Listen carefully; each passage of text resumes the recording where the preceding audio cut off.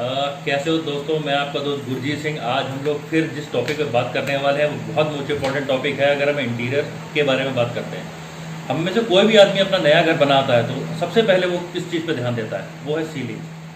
तो इसी के ऊपर आज मेरा टॉपिक है कि मैं ये बताने वाला हूँ कि अगर हम घर में सीलिंग करा रहे हैं तो किस किस टाइप की सीलिंग्स होती हैं, उसके क्या क्या फ़ायदे होते हैं, कब करानी चाहिए, कहाँ पे करवानी चाहिए। इसी के बेसिस पे आज मैं ये वीडियो बना रहा हूँ। तो ठीक है दोस्तों, अब मैं स्टार्ट करते हैं इस वीडियो को। तो हम बात करते हैं अगर सीलिंग की, तो सबसे मोस्ट इम्पॉर्टेंट पार्ट है कि हमें ये पता होना चाहिए कि हम सीलिंग होती कितने तरीके की है। तो अगर हम बात कर रहे हैं सीलिंग की, तो सीलिंग 3 तरीके की होती है। एक होती है टाइल सीलिंग, जो ये मेरे पास में पड़ी हुई है, ये 2x2 की शीट आती है। ये मैक्सिमम यूज़ होती है ऑफिस वगैरह में। आप देखते होगे स्टील या लोहे के फ्रेम बने होते हैं, फ्रेम्स के अंदर इन टाइल्स को इस तरीके से हैंग कर देते हैं। और ज़्यादातर ऑफिस में अगर आप देखोगे तो इसी तरीके की आपको सीलिंग नज़र आती है। उसके बाद अगर हम घर की बात करते हैं, तो घर में जो सीलिंग्स होती हैं वो 2 तरीके की होती है। एक होती है जिप्सम सीलिंग और दूसरी होती है पीओपी। और हम इन सीलिंग्स को कराते क्यों हैं, मैं भी आपको डिस्क्राइब करूंगा जिप्सम सीलिंग और पीओपी सीलिंग में दोनों में फ़र्क क्या होता है।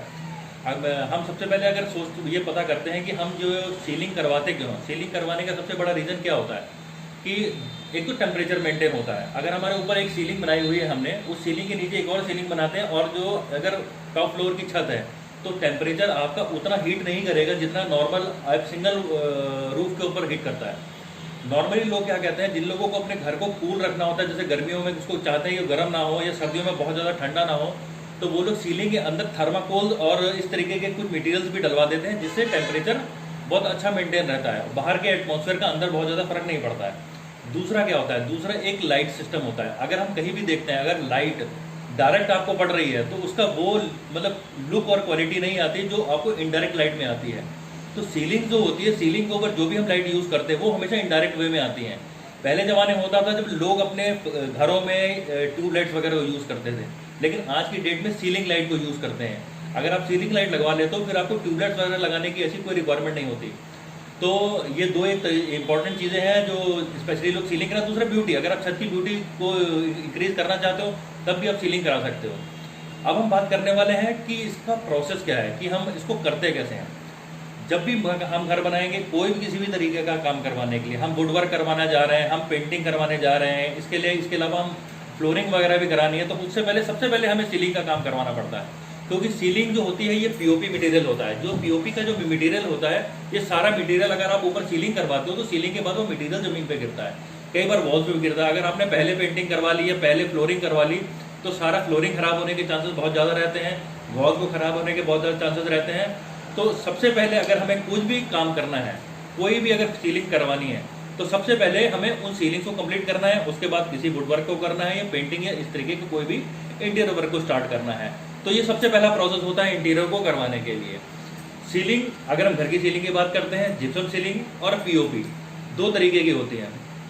जो जिप्सम सीलिंग होती है वो जिप्सम का एक बोर्ड होता है, जो पीओपी का बोर्ड आता है। पीओपी का मतलब कंपनी मैन्युफैक्चर्ड बोर्ड आता है, जिसमें दोनों तरफ एक पेपर लगा होता है। उसको अपने हिसाब से कटिंग करते हैं और उसको वॉल के अंदर फिक्स कर देते हैं। इसको फिक्स करने के लिए एंगल्स लगते हैं, उन एंगल्स के ऊपर उसको फिक्स करते हैं एज पर डिज़ाइन।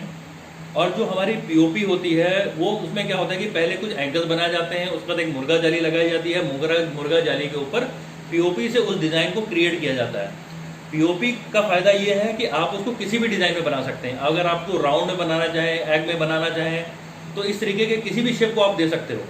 तो इसलिए पीओपी और जिप्सम में दोनों में अब जिप्सम जो है पूरा बोर्ड के ऊपर बनता है, जिसे जिप्सम बोर्ड कहते हैं, और उसके बोर्ड के ऊपर आप कोई भी डिज़ाइन दे सकते हो। इसका जो प्रोसेस है वो पीओपी से इजी है। तो पीओपी में थोड़ा सा टाइम लगता है, इसमें सिर्फ डिज़ाइन क्रिएट करना और कर देना है। इन सारी चीज़ों के लिए सबसे मोस्ट इंपॉर्टेंट चीज़ क्या है कि उसके अंदर आप जो भी, ये क्या होता है कि एक एंगल लगाओ तो उस एंगल के ऊपर ही मुर्गा चाली लगाते हैं और उसके ऊपर पीओपी का डिज़ाइन देते हैं। और जो जिप्सम होती है, जिप्सम के बोर्ड को भी सेम डिज़ाइन देते हैं, लेकिन ये सारी चीज़ें, ये दोनों चीज़ें एक एंगल के ऊपर हैंग करती हैं। ये जो एंगल बनते हैं, जो पूरा एक स्ट्रक्चर बनता है, वो स्ट्रक्चर बहुत क्वालिटी का होना चाहिए।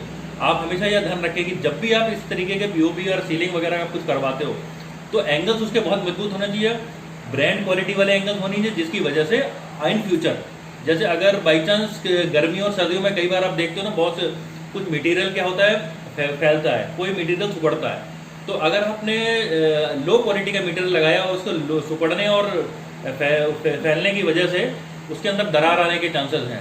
तो अगर आप कभी भी इस तरीके की सीलिंग करवाएं तो अपने मटेरियल क्वालिटी को अच्छी हैवी रखें, उस पर सबसे ज़्यादा ध्यान दें। इसकी वजह से आपको कभी भी सीलिंग में कोई प्रॉब्लम नहीं आने वाली है।